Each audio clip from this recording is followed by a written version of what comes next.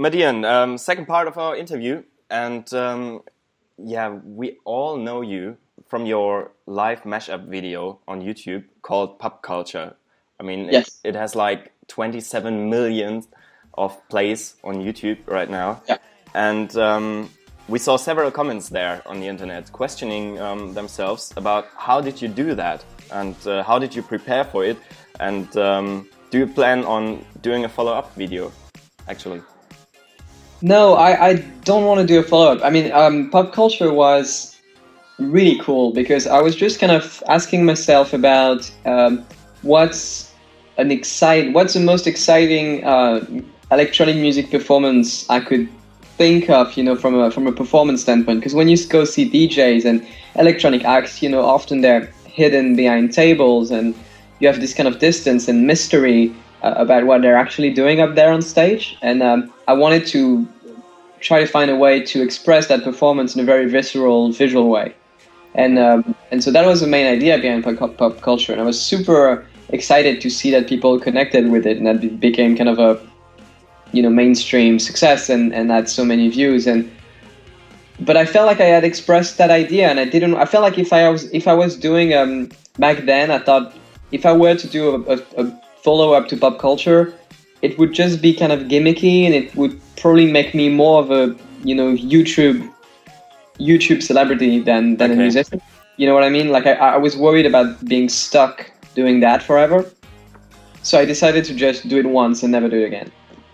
But it's great, and it stands for itself. And I still perform Pop Culture live, and I love it, and it's great. But on YouTube, I wanted to make sure that I focused on original music. How did you prepare for it? And is there any digital audio workstation that you loved working with, or do you skip through? Yeah, I'm all about FL Studio. FL Studio is heaven. It's okay. No, but it's a part of my brain. I've been using it every day for 10 years now, and so it's etched permanently onto my brain and the way I think about music. And I'm very committed to it, and I work with the people manufacturing that software quite closely, and it's just my favorite thing in the world. So it's all about FL Studio. But when making Pop Culture, I used FL Studio and Ableton Live. Those were the two kind of tools digitally, and it actually came together really quickly. I mean, I made Pop Culture the very day that I got the Launchpad. From Pop Culture, you turned on to a queen of pop, I think. You worked together with Lady Gaga. Yes. That is a huge name in the industry. And how does it feel for a young artist like you are, and you still are young, how does it feel to work with such a big name? Is there anything you would say, oh my God, that's just one special day of my life, or what's a special period of your life, or how did it feel? Well, I was always a very big Lady Gaga fan. Like I was fascinated and attracted by the idea of superstardom and the ambition of being the biggest thing in the world. I've always thought that was fascinating. And so I was always a Lady Gaga fan. And what happened is that I was playing Lollapalooza in the US, and some people from her team were there, and they saw me play, and they reached out to my manager and asked if I was interested in opening for her. Because they asked that, I thought, well, I have a foot in the door, so I'm going to try to get her to listen to some of my music. So I sent her a couple of demos I had made. Okay. And a week later, I got a phone call from an unknown number, and it turned out to be Lady Gaga. So that was fun. And working with her, I worked with her over a fairly long period of time. It was fascinating, and she's amazing. And I had a very intense time. But the way I approached it was to stay humble and try to think of myself as a tool in her creative process, and keep in mind that it's her album. You know what I mean? Okay. So that was kind of my approach. You recently announced your new solo album to be released in the first quarter of this year, of 2015. Yes. And your song "Pay No Mind" is this week's "It's All About the Music" track of the week, and it's already out now on Spotify, iTunes, and you can buy it. You can love it. You do love it if you hear it, and you should love it. Yeah, definitely. I listened to it all this morning. I have to admit. Oh, cool! Thank you. So I really love the vibe of it, and about your album. How many tracks can we expect to be on it, and is there any story behind it? Yeah, it's a 12. It's called Adventure, and it's Yeah. 12 tracks. I'm also putting out a deluxe version with kind of all of my past singles, because I wanted someone that kind of is just discovering me right now to buy in the deluxe version and kind of have my entire discography. And it's it's been a long time coming. I wanted to make sure that I did an album at the right time, and it felt like the right time. The story of it is that I wanted to kind of capture my teenage years and crystallize it in a way.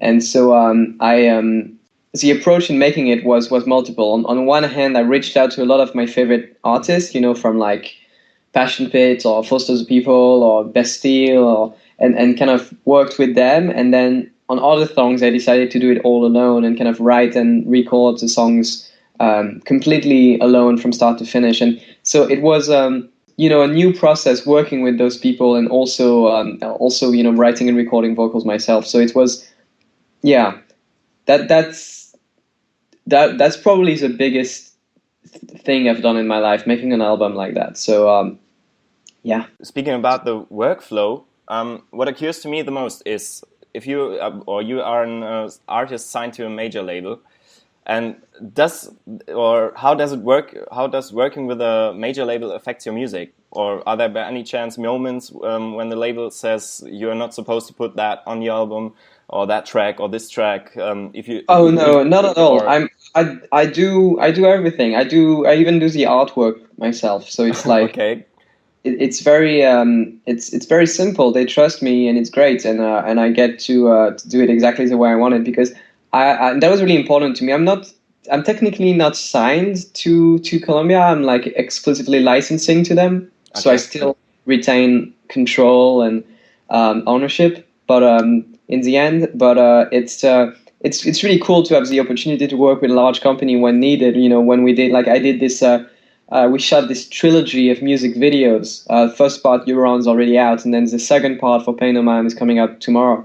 And it's great to be able to do those like larger scale, larger budget projects with them, but still retain control. And they, you know, they trust me and they let me do my thing. I you know, record and mix and master the album myself, and I just kind of deliver the end product to them.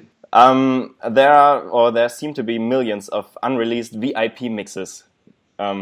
Is there any opportunity to get them anytime soon for your fans?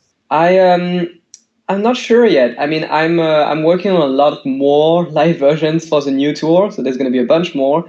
And I'm thinking maybe some of them I could release as some sort of EP at some point, or live recording. I think that could be really nice, but it's a little too early to tell. I like the idea of having surprises when you go to the show and you hear something you haven't heard before, and you can only hear by coming to the show. So I think it makes it a little more special and unique.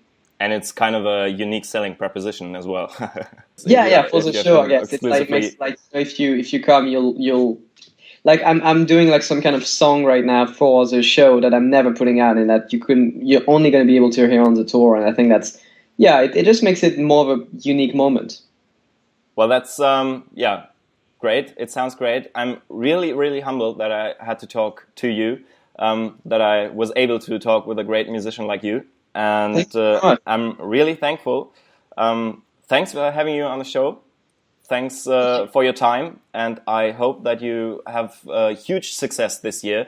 But as listening to the first songs of your album, I can really say I'm really sure of that as well. Thank you very much, Hugo. And sorry about the video. If I had known, I would have, gotten ready.